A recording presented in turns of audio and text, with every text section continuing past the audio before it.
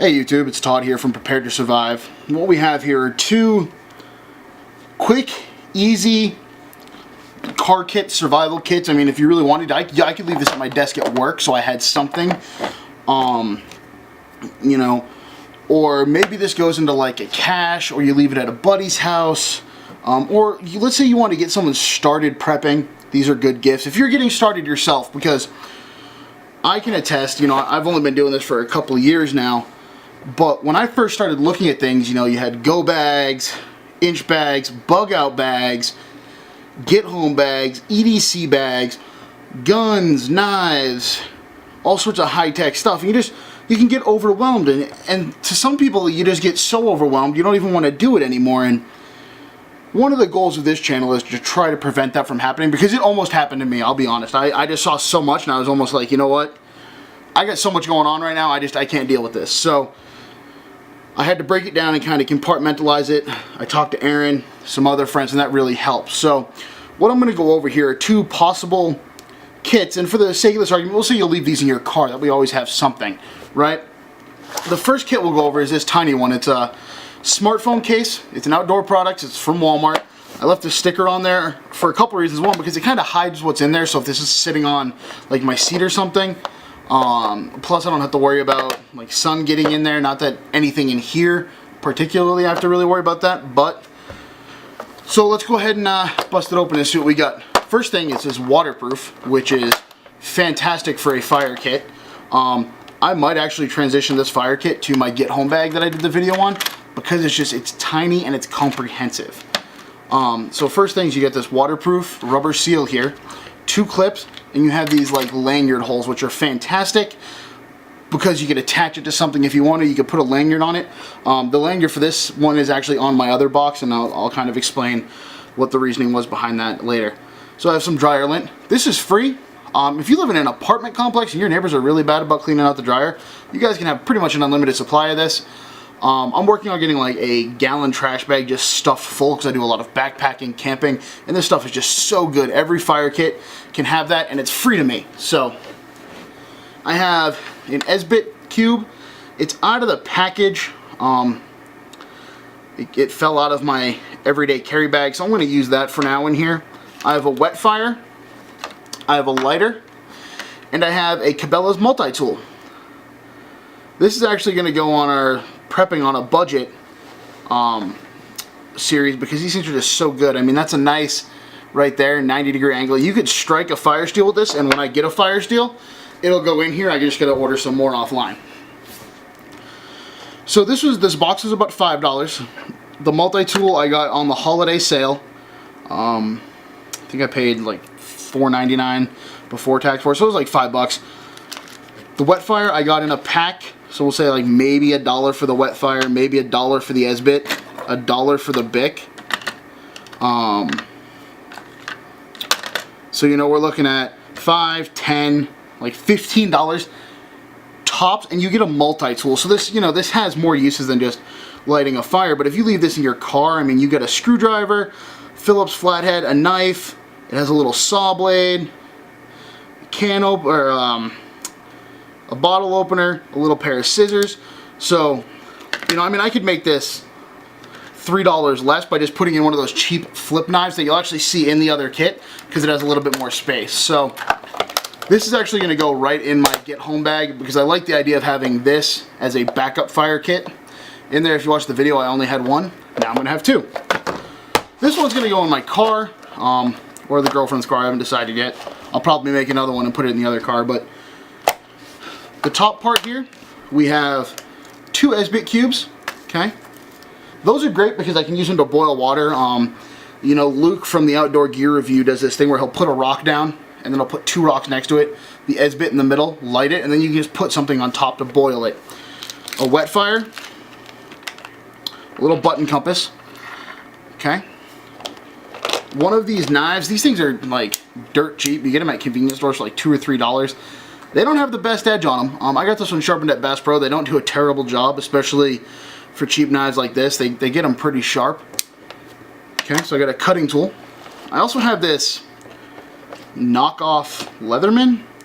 It's not really a Leatherman. I don't know who makes it, but it has a little pair of pliers, scissors, knife, screwdriver, and all the basic multi-tool stuff. I got a decent hank of spider wire. It's 30-pound test, I believe, is what I got. This will probably get replaced, or I will add in addition to it bank line when I get some. A lighter. This is a Scripto. It's not a Bic. Bics are better, but this one, it has the adjustable flame, so it has a little bit of versatility. I got 2 of them in here. I know they're not as reliable as Bics, but it was, I think, $1.99 on sale for like 12 lighters, so I wanted to give it a try. I'll just slide these back here for you. On this side, I have a roll of duct tape. This is actually the duct tape that comes from the SOL kit that I got, with the emergency blanket, the button compass, came with some quick tinders. Okay.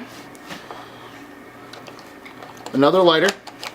This is good because redundancy. I don't have a fire steel in here, regrettably. Again, once I get more, I will be adding one in here. I have fingernail clippers. If you guys have seen my EDC kit, I love fingernail clippers. They can be used for so much. If you cut yourself, you have like a little skin tab that needs to come off, they can be used for that.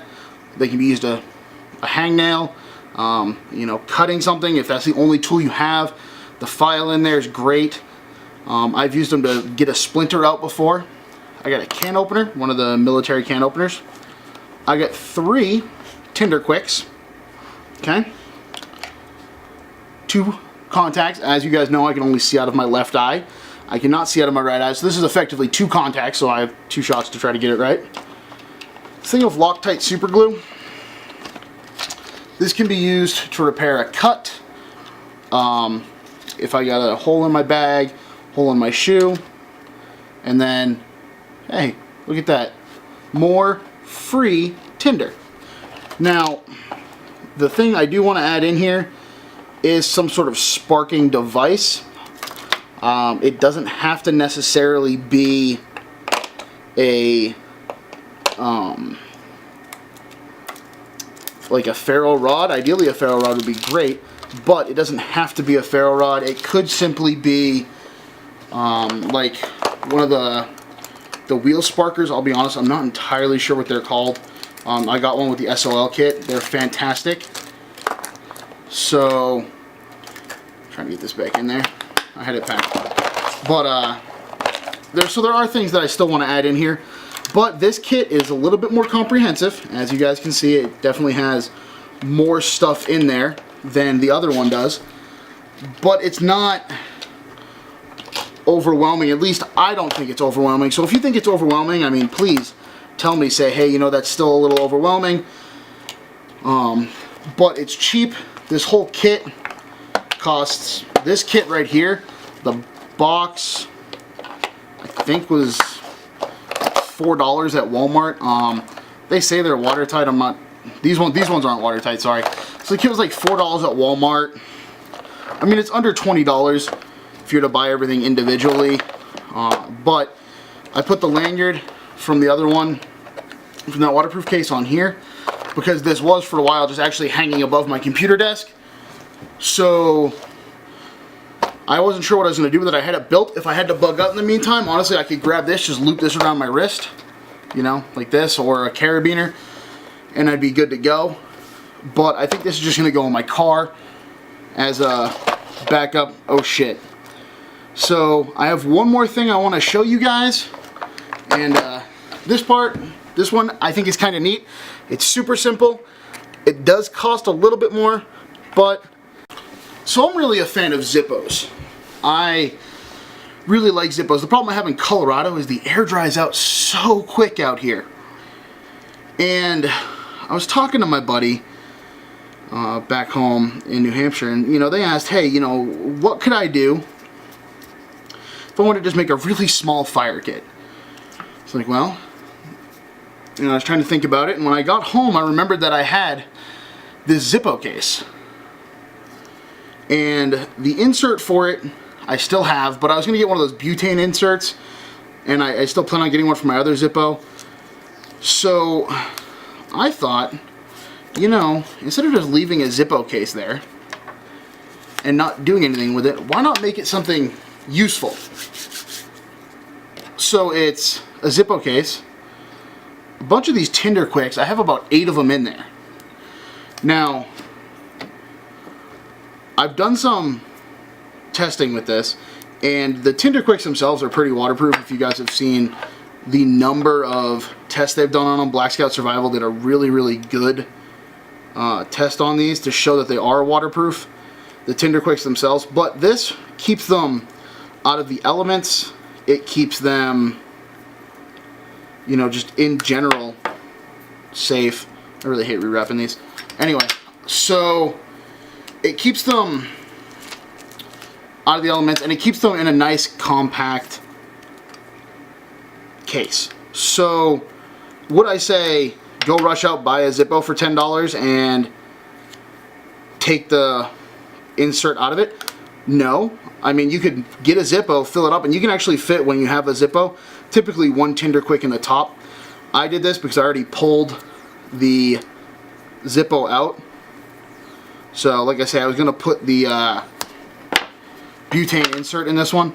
At this point, I really like how this turned out. I think I might just leave this as is and save the Zippo insert, put it in like my bug out bag or my get home bag. Worst case scenario, if the Zippo is completely out of lighter fluid, that fluff inside will still light. So just think about things you guys have lying around the house and what uses they can be used for. I mean, I just did that video on the fire starter for the Q-tips and the cotton balls. I mean, those cost virtually nothing if you guys got candles or if you want to do the Vaseline method. So just think about what you guys have lying around the house that you can use. You know, there's things that everyone would like if we had the money for, but the reality is not everyone has that kind of money. So why not do what you can with what you have and be at least a little prepared? Because like I will tell someone who carries a firearm, you know, when asking me how I carry mine, I typically carry my 250. It's better to have a firearm with the safety on than to not have one at all. So that's kind of this premise. It's better to have a little bit of stuff than go out and buy a lot of stuff. I mean, another analogy is it's better to have a high point than a Kimber. Or it's better to have a high point than nothing. You know, like don't just say, well, I can't buy a Kimber, I'm not going to get a firearm. You know, get something, guys. I mean, we got to start small, and that's okay. Not everyone can run out and drop a ton of money on this stuff. If you guys have any questions, any suggestions that I could add to these, let me know. I'm probably going to add some Q-tip fire starters to these once I make more. I am out. If there's anything you guys want to see on our end, let us know. I know we're going to have some gun reviews coming up. The weather's getting nice out here in Colorado. Schedules are getting straightened out. If I don't get the gun reviews done before I leave, I do have a range back home in New Hampshire, and I can promise you we will have gun reviews and shooting days out there that I can share with you guys.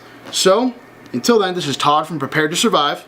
Remember to enjoy the outdoors, stay safe, and be prepared to survive, guys.